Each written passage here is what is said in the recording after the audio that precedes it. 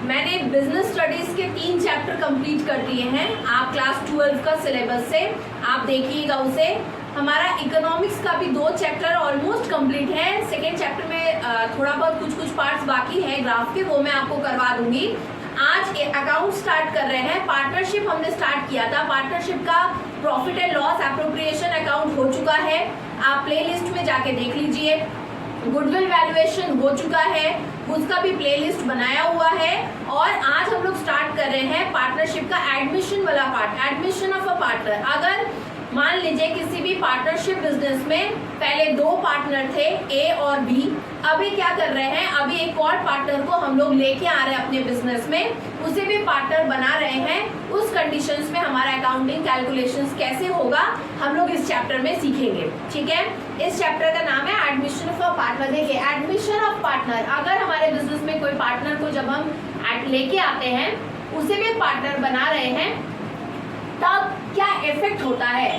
Effect of admission of a partner, किसी भी partner के एडमिशन होने से हमारे बिजनेस में, हमारे अकाउंट में कहाँ क्या इफेक्ट होता है। सबसे पहला इफेक्ट हमारे अकाउंट में क्या पड़ता है, अकाउंट में effect change in profit sharing ratio.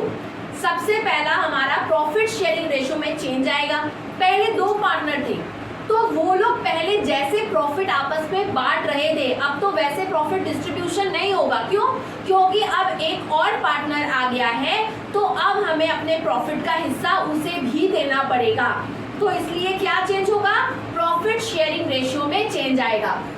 दूसरा, valuation and adjustment of goodwill, और साथ ही साथ हमको गुडविल में, गुडविल के वैल्यूएशन, गुडविल का एडजस्टमेंट भी करना पड़ता है।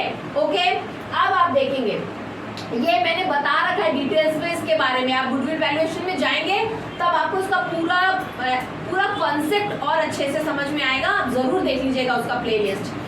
अच्छा, revaluation of assets and liabilities.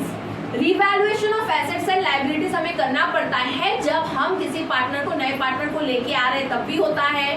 कोई पार्टनर रिटायर हो रहा है तब भी होता है, डेथ हो रहा है तब भी होता है। तो देखिए, रिवैल्यूएशन में हम लोग क्या करते हैं, पहले 2 पार्टनर थे, ए और बी, तो उस समय हमारे एसेट्स और लायबिलिटीज का जो भी वैल्यू था, हमें उसे फिर से रिवैल्यूएशन करके देखना पड़ेगा कि जिस डेट पे हम नए पार्टनर को लेके आ रहे हैं, उसे पार्टनर बना रहे हैं, उस समय पर हमारा, उस टाइम से हमारा क्या एसेट्स और लायबिलिटीज का वैल्यू अब है।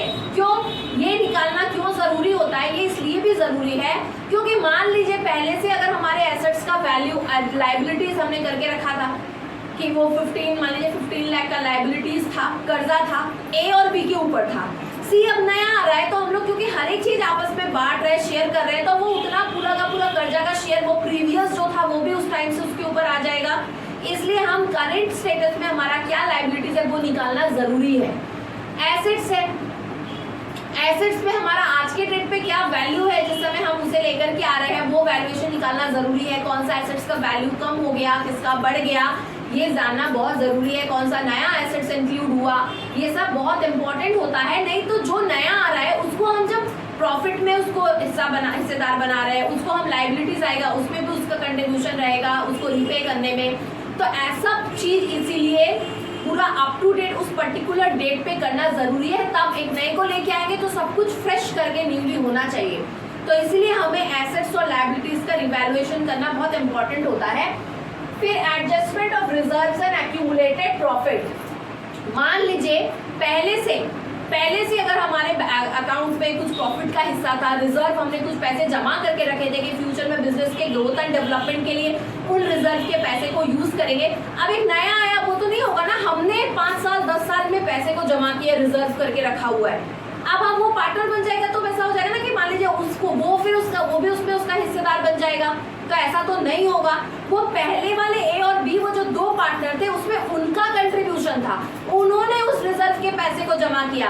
Previous profit and loss account के बैलेंस थे, तो उसमें भी उन पुराने पार्टनर्स का हिस्सा बनता है। तो इसीलिए जब हम नए पार्टनर को लेकर के आ रहे हैं, उसके पहले हम क्या करेंगे, जो भी रिजर्व का पैसा है, जो भी मान लीजिए हमारा प्रॉफिट एंड लॉस अकाउंट का जो भी बैलेंस है, हम उसको एडजस्ट कर देंगे। एडजस्टमेंट का एंट्री कैसे होता है, क्या रूल है, ये भी मेरे गुडविल वैल्यूएशन वाला जो चैप्टर है उसमें बिल्कुल डिटेल्स में बताया गया है। इसलिए मैं अभी नहीं जा रही हूँ, ठीक है। क्योंकि अगर ए और बी थे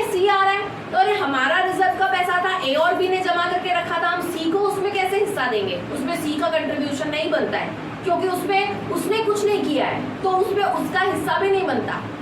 ठीक है, तो वो उसको जब हम लेके आ रहे हैं, जिस डेट से वो हमारे साथ इन्वॉल्व हो रहा है, उसके पहले हम जो भी रिजर्व का पैसा है, प्रॉफिट एंड लॉस का बैलेंस में जो भी है, वो सब हम उसका एडजस्टमेंट कर देंगे।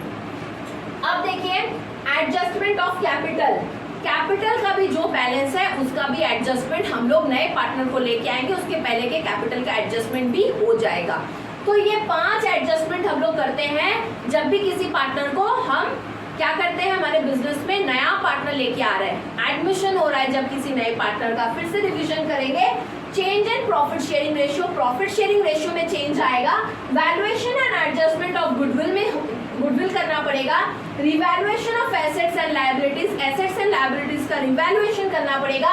Adjustment of reserves and accumulated profit, reserve और एक्यूमुलेटेड प्रॉफिट को एडजस्ट करना पड़ेगा। एडजस्टमेंट ऑफ कैपिटल, और कैपिटल भी एडजस्ट करना पड़ेगा। देखिए रिजर्व एंड एक्यूमुलेटेड प्रॉफिट वाला ये जो पार्ट है, इसका कैलकुलेशन मैंने प्रीवियस जो चैप्टर था मेरा गुडविल वैल्यूएशन, उसमें मैंने करके बिल्कुल दिखाया हुआ है, डिटेल्स में आप जरूर देखेंगे। साथ ही साथ valuation and adjustment of goodwill ये भी कराया हुआ है।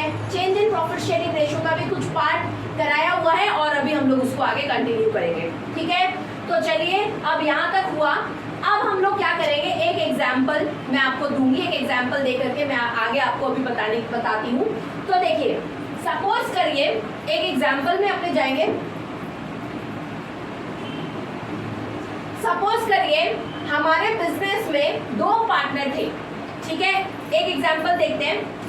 इसमें मैं आपको केस 1, केस 2, केस 3 करके अलग अलग सिचुएशंस, अलग अलग केस में कैसे हम लोग न्यू प्रॉफिट शेयरिंग रेशियो निकालते हैं, वो मैं आपको बताऊंगी। तो ये है, मान लीजिए case 1, okay, when the share of incoming partner is given. Case 1 क्या है, व्हेन द शेयर ऑफ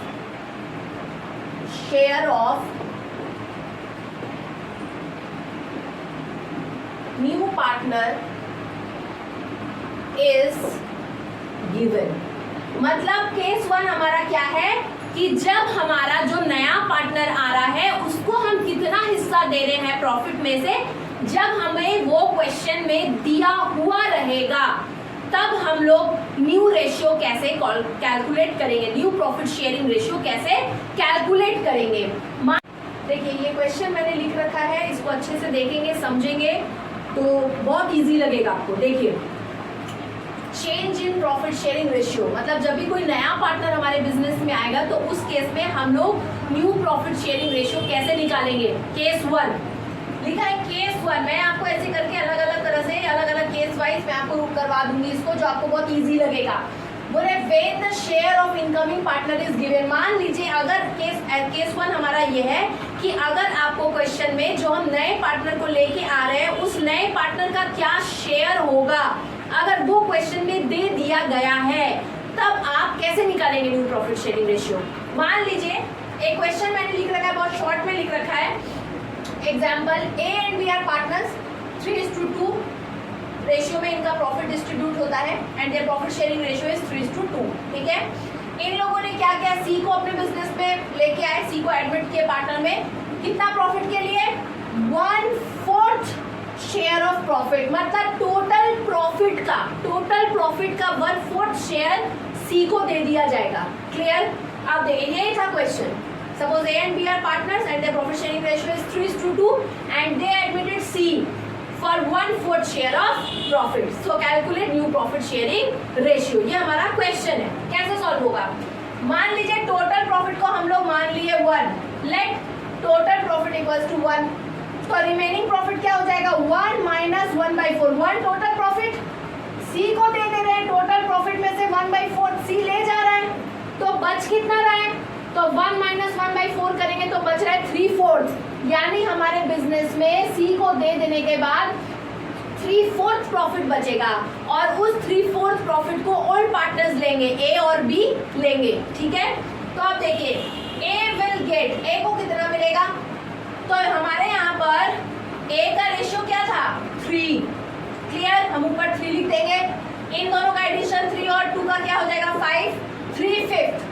मतलब ए का हिस्सा कितना बनता है 3/5, लेकिन किसका 3/5, ये जो 3/4 बचा है ना रिमेनिंग प्रॉफिट सी को देने के बाद, तो इस 3/4 का 3/5 हिस्सा, 3/5 क्यों, क्योंकि ए का रेशियो है 3 ऊपर 3 लिखे, दोनों का एडिशन कर दिए 5, तो ए का हिस्सा है 3/5, किसमें से 3/5 निकालेंगे, इस 3/4 का 3/5 हिस्सा मिलेगा ए को। तो अगर हम इसको कैलकुलेट करेंगे 3 × 3, यहाँ पे मैं लिख देती हूँ मैंने कैसे किया था, 3/4 ये वाला इंटू इसका 3/5 इंटू 3/5, अगर आप करोगे तो क्या आ जाएगा ऊपर, यहाँ पे आ जाएगा आपका 9/20, ठीक है।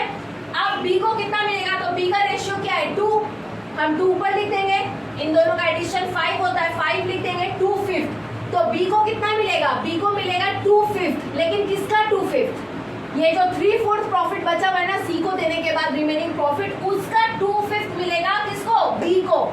तो हम क्या करेंगे, ये कैसे निकालेंगे, रिमेनिंग प्रॉफिट कितना है 3/4, उसमें से हमको b को कितना दे देना है, b को देना है 2/5, तो अगर आप करोगे तो उन दोनों का मल्टीप्लिकेशन करेंगे 6, नीचे नीचे करेंगे आएगा 20, यानी 6/20 हिस्सा ले जाएगा कौन, b।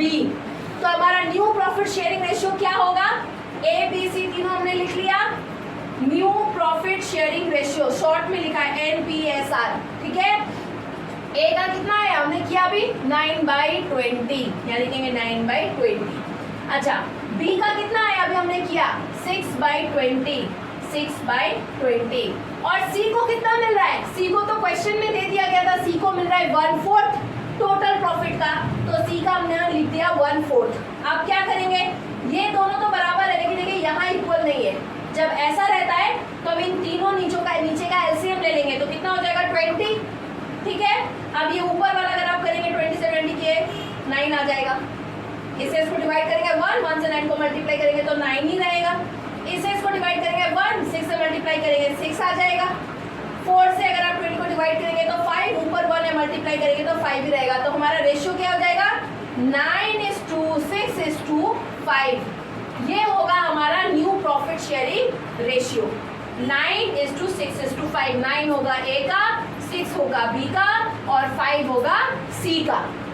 अब आप इसे अपने कॉपी में अच्छे से नोट डाउन करेंगे, ये केस 1 लिखेंगे, when the share of incoming partner is given, ये केस 1 देंगे, फिर ये एग्जाम्पल को नोट डाउन करेंगे ताकि आपको आगे के सारे अच्छे से सारे केसेस समझ में आने लगे। आज का वीडियो कैसा लगा जरूर कमेंट करिएगा, चैनल को लाइक शेयर और सब्सक्राइब जितना हो सके ज़्यादा से ज़्यादा करें ताकि आपको और आने वाली वीडियोस भी सही तरीके से मिलते रहे। Thank you.